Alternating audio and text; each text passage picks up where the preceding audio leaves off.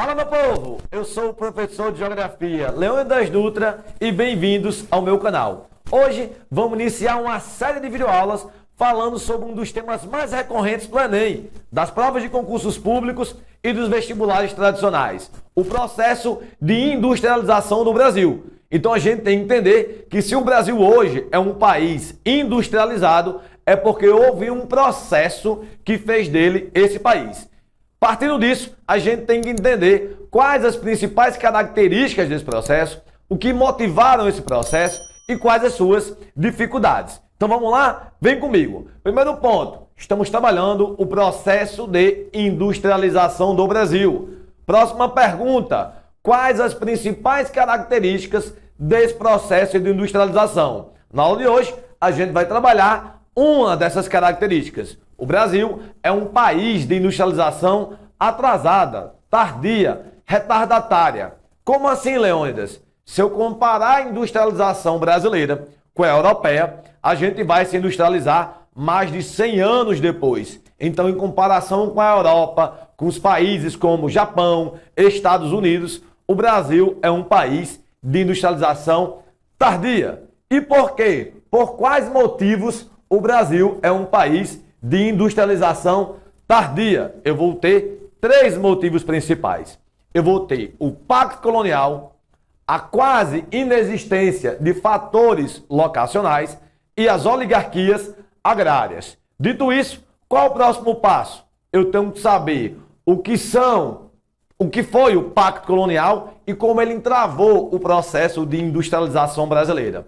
O que são fatores locacionais, por que quase não existiam e como eles dificultaram a industrialização do Brasil. O que são as oligarquias agrárias e como elas dificultaram a industrialização do Brasil. Então, o primeiro ponto, pacto colonial. Foi uma imposição comercial da metrópole portuguesa com sua colônia brasileira. Pessoal, eu falei imposição comercial e não acordo. Acordo é quando as duas partes saem ganhando. Imposição é uma ordem. Então existia uma imposição da metrópole portuguesa sobre a colônia brasileira. E o que é que dizia essa imposição comercial? Primeiro ponto, um comércio exclusivo da colônia brasileira para com a sua metrópole portuguesa. O Brasil só podia vender e comprar única e exclusivamente de Portugal. Ah, Leônidas, mas se o Brasil quisesse comercializar com a Holanda, não poderia. Cabeças rolariam, se é que vocês me entendem.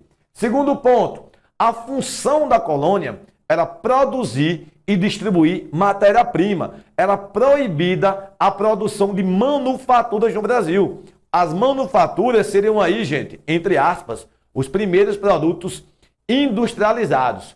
Produzir manufatura era uma função da metrópole. Então cabia ao Brasil produzir e vender matéria-prima, produto barato, de baixo valor agregado e comprar as manufaturas de Portugal. Claro que isso tinha um objetivo. E os objetivos de todos os pactos coloniais existentes entre as metrópoles, entre as suas colônias, era explorar essas colônias, ou seja, gerar uma balança comercial favorável a Portugal. Então, durante muito tempo, a balança comercial brasileira ela foi desfavorável. Saía muito mais dinheiro do que entrava. Eu posso dizer que esse pacto colonial ele também se configurava como bota aqui, produção, primeira divisão internacional do trabalho, a primeira DIT. Então eu já entendi o que foi esse pacto colonial e como ele dificultou a industrialização do Brasil. Qual o segundo passo? O que são fatores locacionais? Fatores locacionais, gente, são vantagens que um local apresenta um ramo da economia. Ou apresenta ou não apresentam, tá? Esses são pontos importantes. Eles podem apresentar, se apresentarem esse ramo, no caso a indústria, vem. Se não apresentarem, eu vou ter uma repulsão desses empreendimentos. Então eu já sei o que são fatores locacionais, né? Então vamos destrinchar esses fatores, né?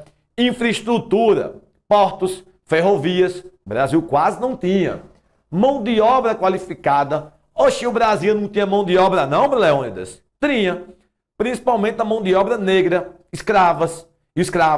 E os escravos vindo da África, eles não sabiam trabalhar na indústria, eles não eram qualificados.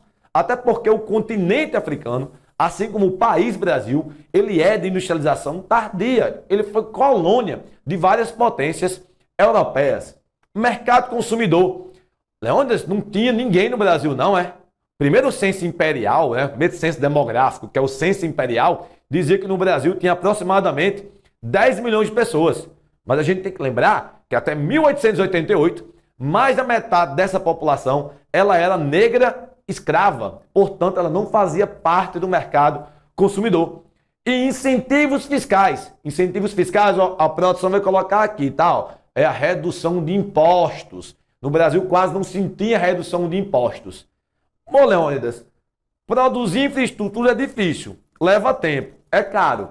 Ter mão de obra qualificada também. Mercado consumidor também. Mas incentivos fiscais é só uma vontade governamental. No caso de Dom Pedro I e Dom Pedro II. Só que Dom Pedro I e II, apesar de ser a favor e muito do progresso brasileiro, eles não assinavam esses incentivos fiscais, eles não davam, justamente pelo nosso próximo ponto, as oligarquias agrárias. Primeiro eu tenho que saber o que danado é uma oligarquia.